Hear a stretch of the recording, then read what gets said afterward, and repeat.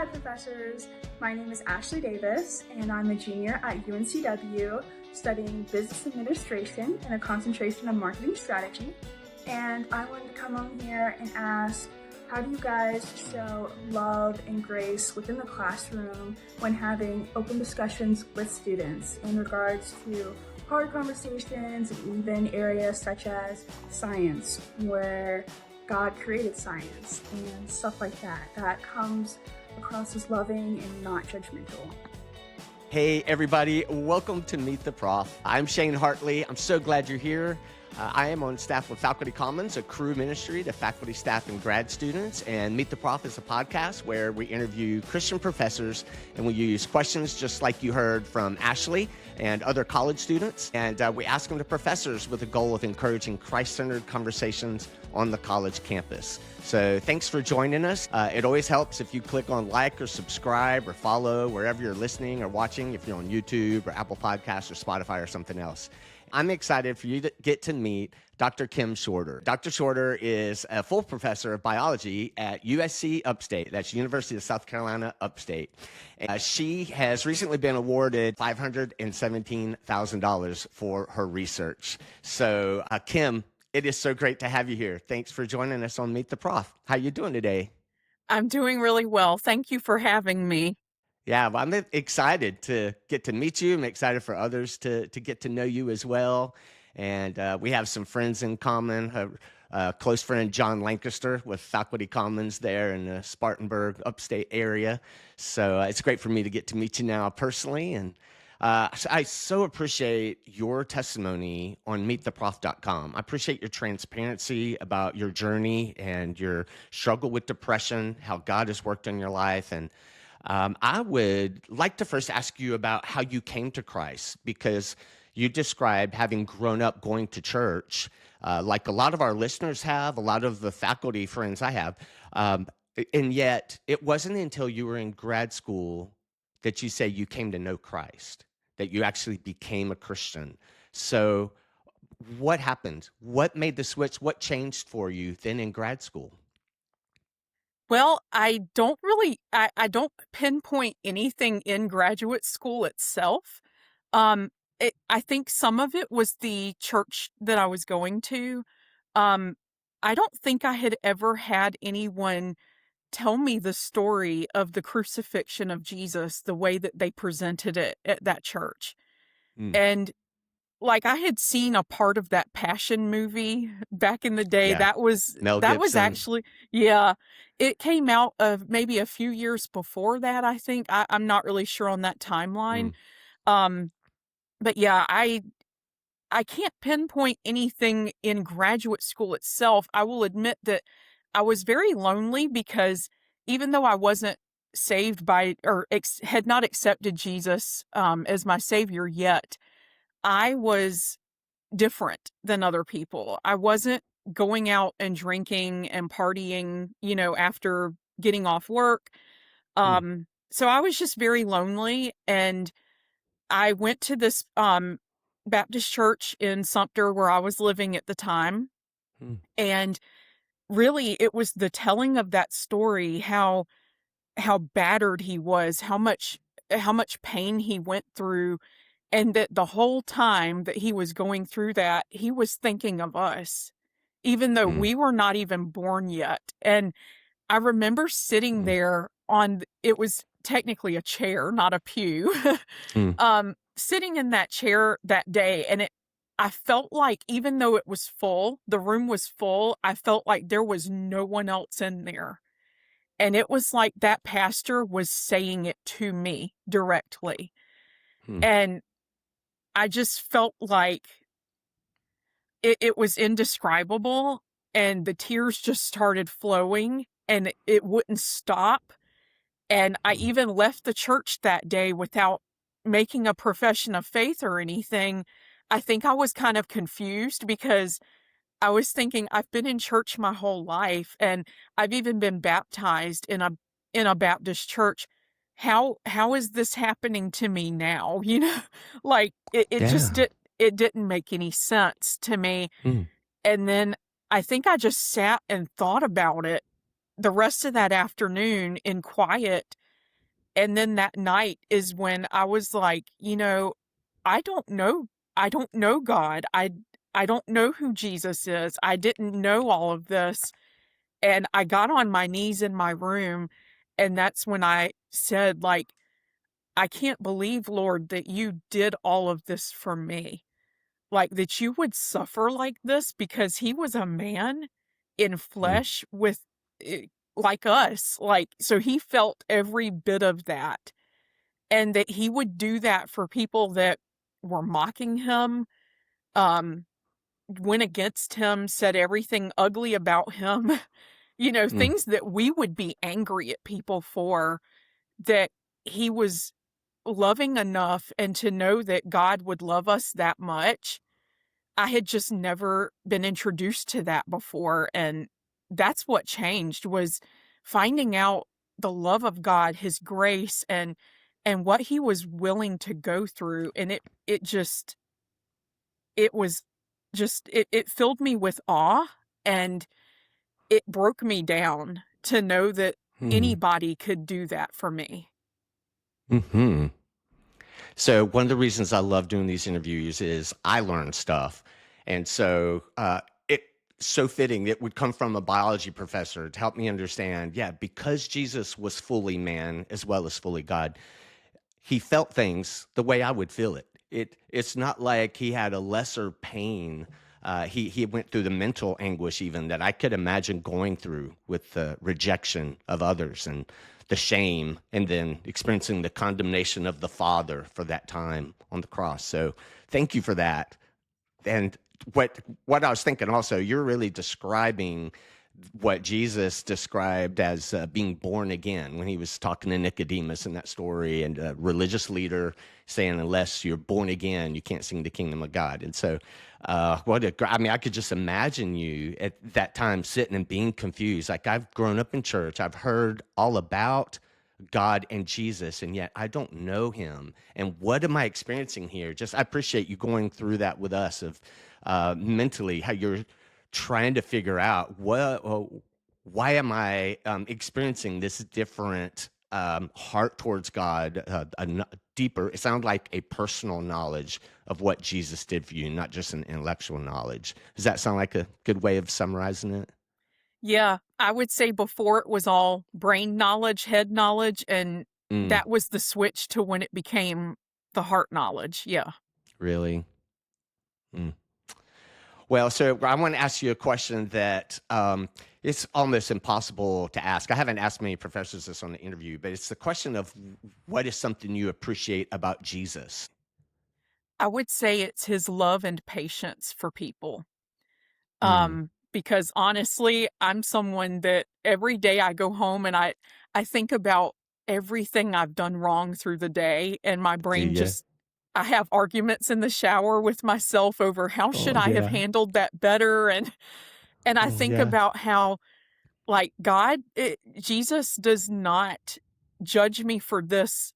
He just asked that if I do it wrong this time, I ask for forgiveness and learn from it. And Mm, he's forgiving and still loves me even when I mess up. And well, that's, it's just something that other, like, people don't do.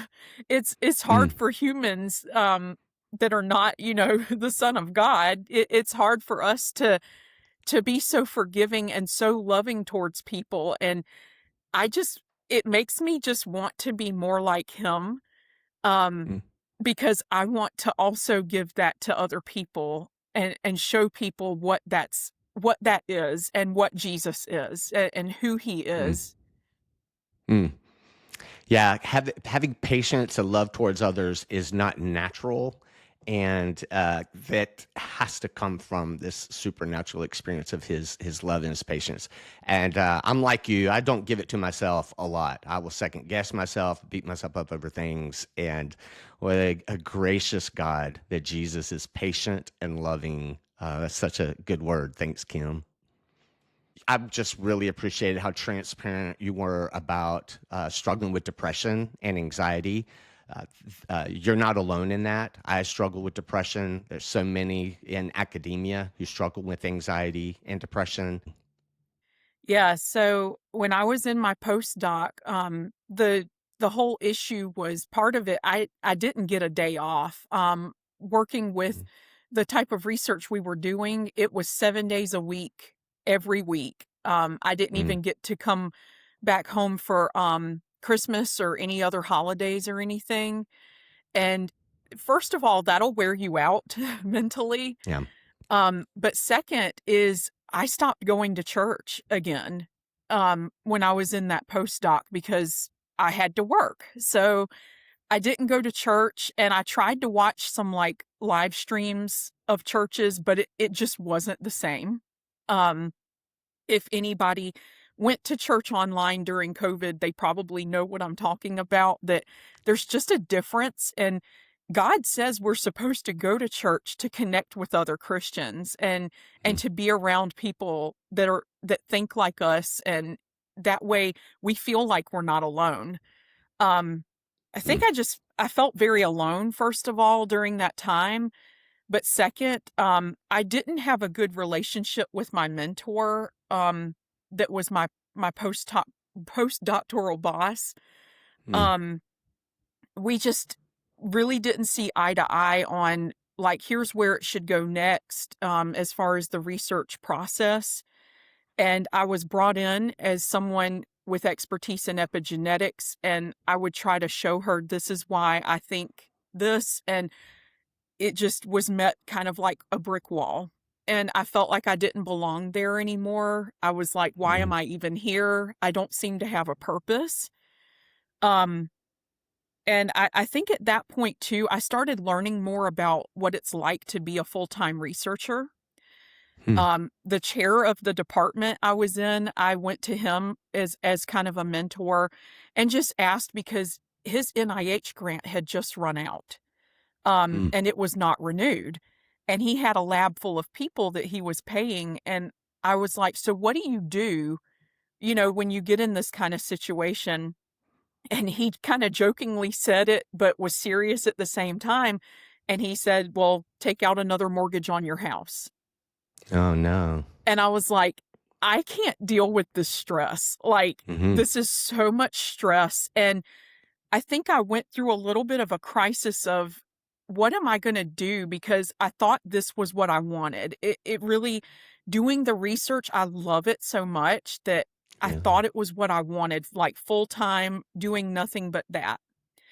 And I started thinking back to graduate school and everything, like with the teaching. I had to teach throughout graduate school, and Mm, I really enjoyed it. I like working with the students, and I started realizing this is why I'm unhappy. I'm not doing what I was called to do. And mm, I got so low at one point with feeling like I don't belong here. I'm not getting along with my boss. I'm so lonely that mm, I recall I would say prayers where I would say, Lord, if you can't remove me from this situation, I'm going to need you to go ahead and just take me out of the world, however that happens. mm. Wow. Um, it was a very dark time, and I remember Mm-hmm. speaking to my grandma, who she's one of those grandmas that makes sure you're in church and all that. Um, Thank God for our yeah. grandmas. And I spoke to her, and she just kept trying to encourage me, like, don't say these kind of things. You don't mean it.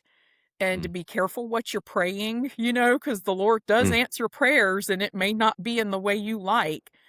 It probably Um, scared her. yeah, I'm sure it did looking back.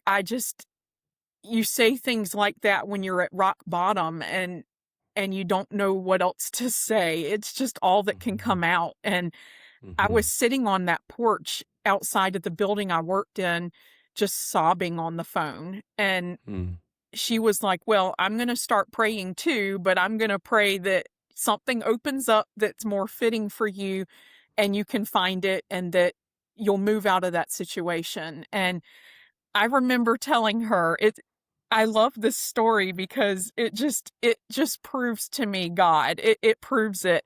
So I remember saying, because I had gone to college in Spartanburg and I even presented my research at USC Upstate years and years before this. And I said, well, USC Upstate has such a pretty campus, and I liked when I visited there and just presented research, and it'd be great if somewhere like that would have an opening, because I could teach, I could still do a research program, but the research Yeah. wouldn't be at the forefront of everything. Like, it wouldn't make Okay. or break me. Yeah.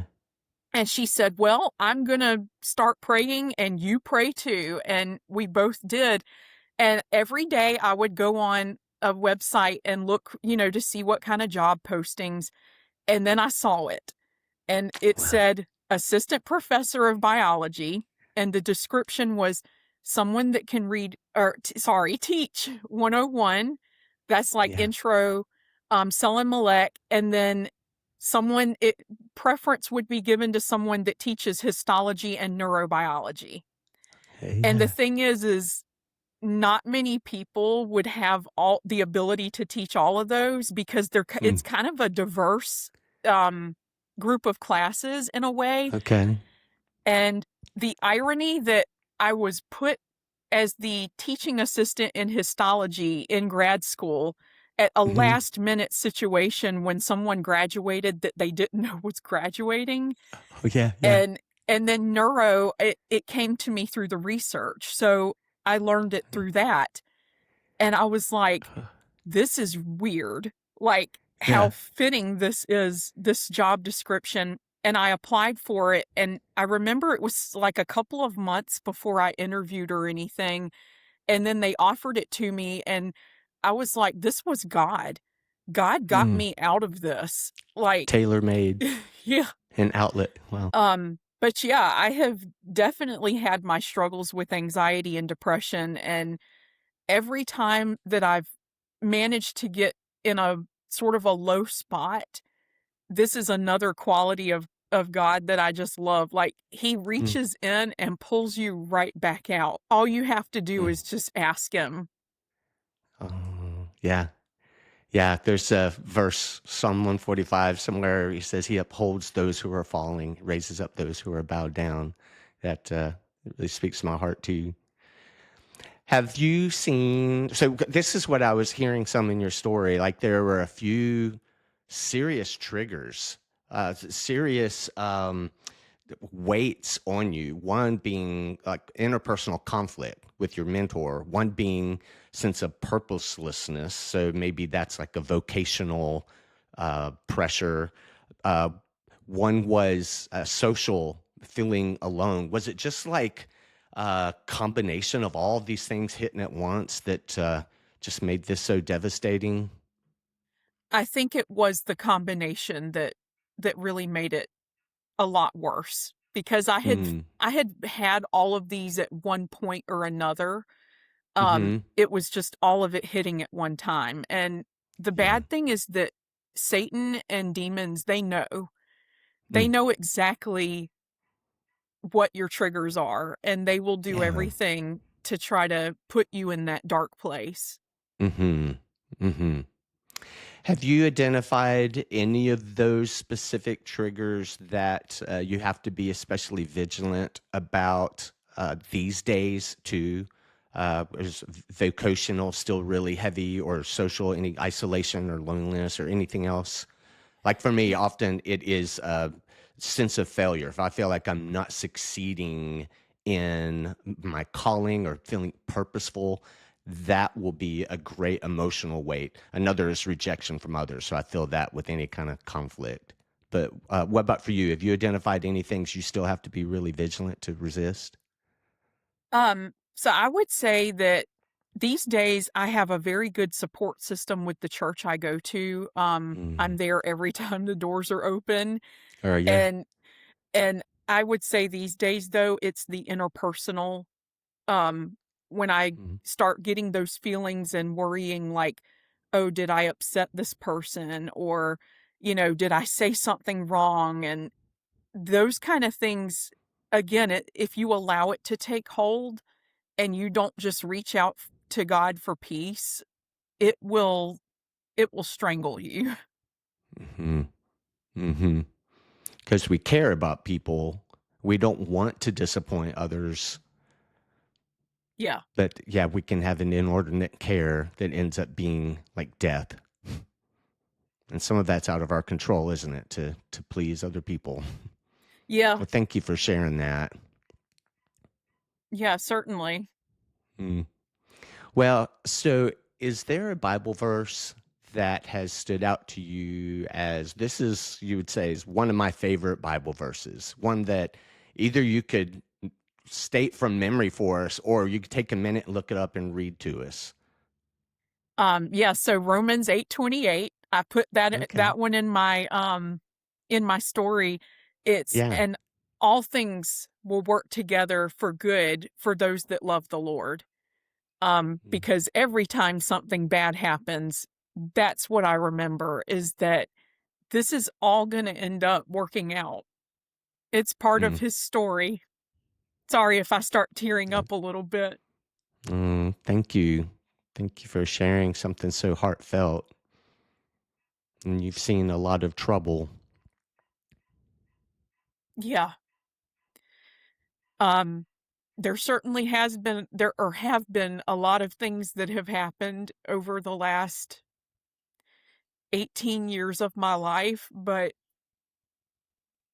God has managed to work every single bit of it for where I'm at now. What a great inspiration for all of us who some of us, the listeners, may be in a place that is dark now and waiting on God still to lift us out of it and show what his purpose is for allowing some of the difficult things. So how encouraging to hear your testimony. You have seen that God works all things for the good of those who love him.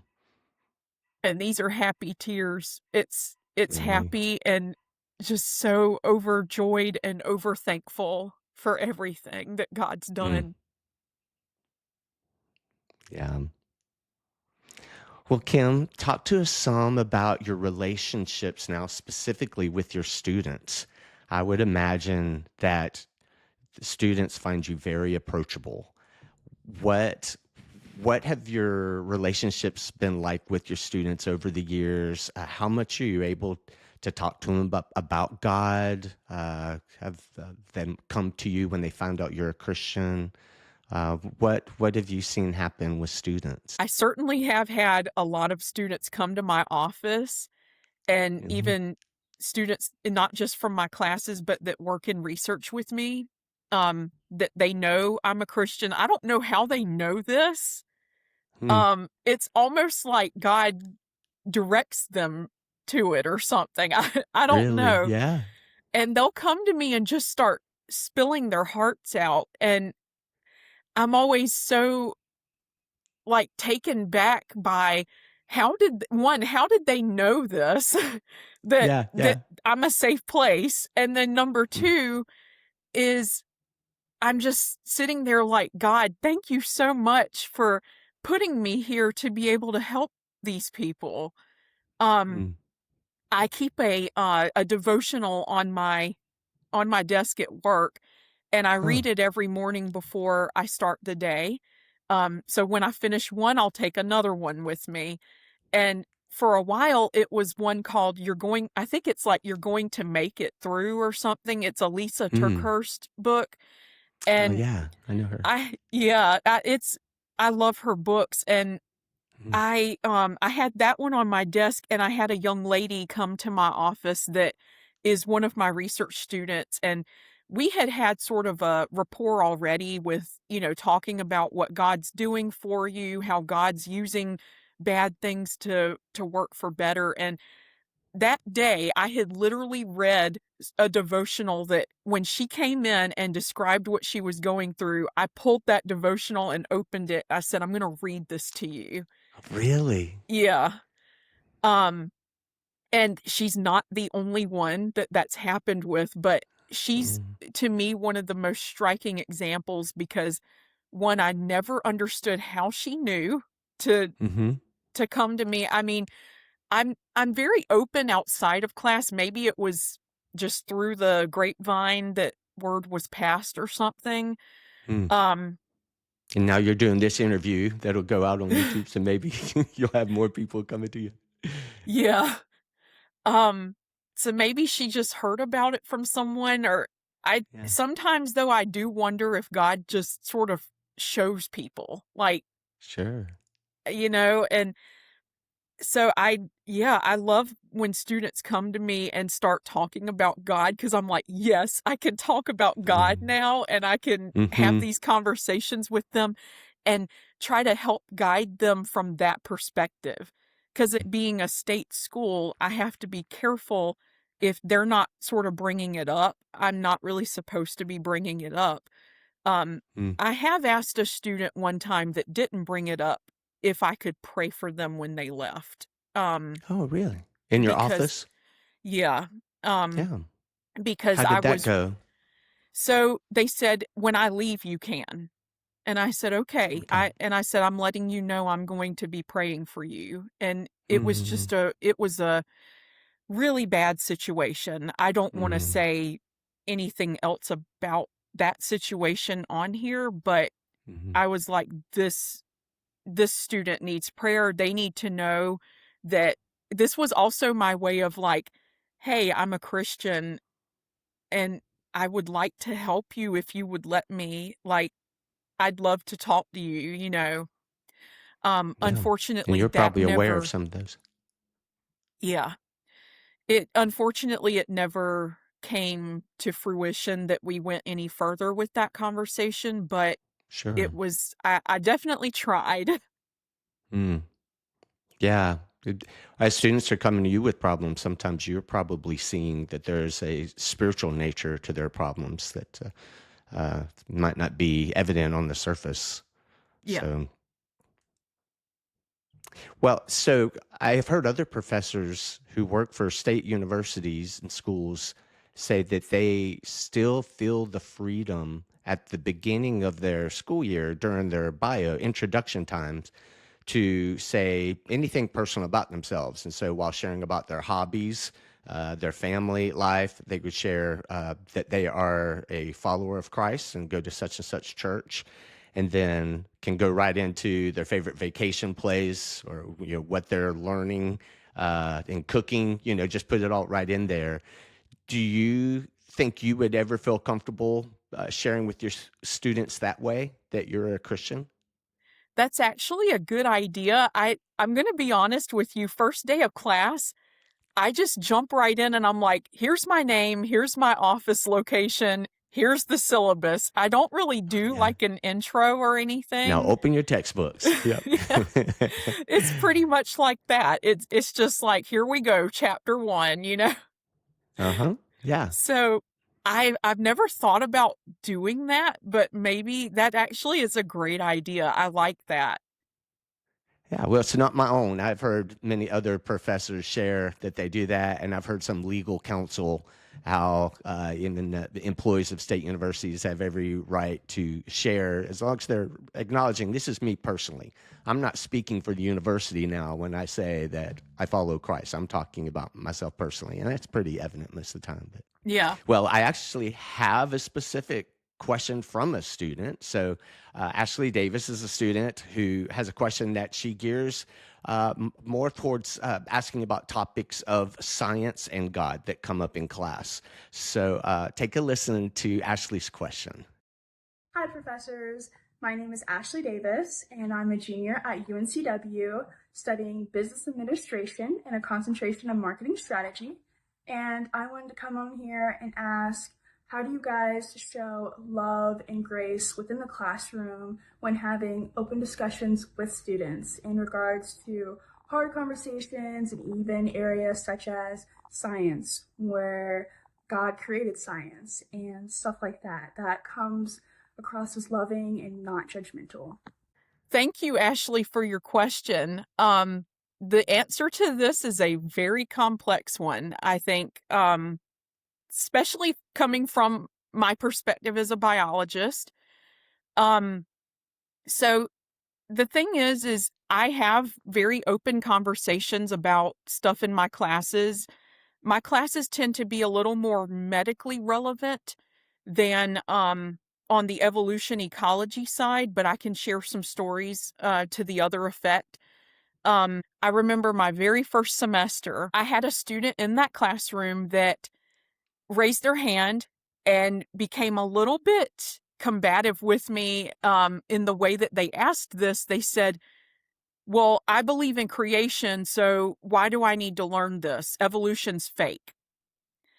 And I said, well, I respect all beliefs in my classroom, no matter what it is. And I can't really go into my personal beliefs in detail in this classroom, but I would love to talk to you about that after class and have a conversation. Unfortunately, they never came to my office or anything to have that conversation, but I was very open to having it. I will admit I was very scared. That was my first semester on the job. I had Oh, yeah. no guarantees of anything. So I was terrified when that was asked, and I did not know what to do. I was a little bit lost. But I will say this semester, I had a student ask me, why would this have evolved? Talking about a topic that's very medically relevant called epigenetics. So I just looked at this student this past semester and I said, well, the interesting thing about epigenetics is that no one can figure out how it evolved. And that's it. It doesn't seem like it did. So, I guess back to Ashley's question, it's very sensitive. The kind of thing that you're asking, and I always teach things from the perspective of I tell my students the truth. That's what I do. I actually do not teach evolution in the sense that a lot of people define the word, where they say, oh, we came from single-celled organisms to apes and all that, because here's the truth is there is no evidence of it. But I come from the standpoint of telling my students the truth, and because I am at a state school, I allow them to come to their own conclusions. So even my neurobiology class, I talk about neural development in humans. It begins a lot earlier than a lot of people would have you believe. And that is why I'll go ahead and say it on here for the world to hear, I am not pro-abortion. The nerve cells start reaching out their little processes by only a few days in culture. And I know that it's like a sped up version of real life, but that's indicative of very early things like pain perception could be happening a lot earlier than what we even currently think. So, really? So I just cannot get on board with something like that when you could be causing pain and yet you worry about the pain of things that are not humans, that are much less complex, again, like a lot of our ocean creatures. Thank you. Well, I think that Ashley will appreciate your answer. And is there anything else that you would like to share? So Christian professors, I would love to just give the advice, if you're not already doing this, don't be afraid to talk to people about being a Christian and your beliefs and things, because again, one day it's all about you're going to meet God, and face to face you have to give that account, and that's all that matters in the end. It's not about a job. I let fear control me for too long, and I have regrets that I have to live with. And now I'm trying to be as open as a book about the Lord and what he's done, and the truth behind all of the things that, we teach these things, and yet if it's not true, should we really be teaching it? I can't imagine going through life and getting to the end of it and wondering, what did I do? Did I cause other people to fall? And that's not something I want for myself. And I think if you're a Christian professor, you've got to get to that point. And that's why one of my favorite people to read some of the books, and that I've learned about him, is Dietrich Bonhoeffer. So that's a recommendation, a little plug. If you don't know who Dietrich Bonhoeffer is, you might want to go read about him too. So, That's great. Can I give some advice to students too? Absolutely. Be bold. Never stop asking questions. Question everything. And then my other advice is don't be afraid to mess up. You're going to mess up and it's okay, especially if you're a science student. Um, One of the most heartbreaking things is when students are afraid to try things because they are afraid to mess up. And I'm like, you know how many times I've messed up and how many times I've broken expensive glassware or something and I'm still alive. It's okay. Hmm. Well, Kim, thank you. You know, it sounds like you have done this interview really in a time of transition in your own boldness and courage, because you described that you haven't been comfortable to tell your students anything about your faith in the classroom, and yet now you're doing this interview, you're putting this out there and sharing about God's work in your life, as well as challenging other professors, to Christian professors, be bold, talk about their faith. So it's a real honor to get to meet you and hear where you are in this journey as you continue to learn and grow. So thank you for sharing all of this. Yeah, it was a pleasure to do this, and I'm so excited that I did this and that I have an idea now for next semester when it starts to open up day one and just tell people.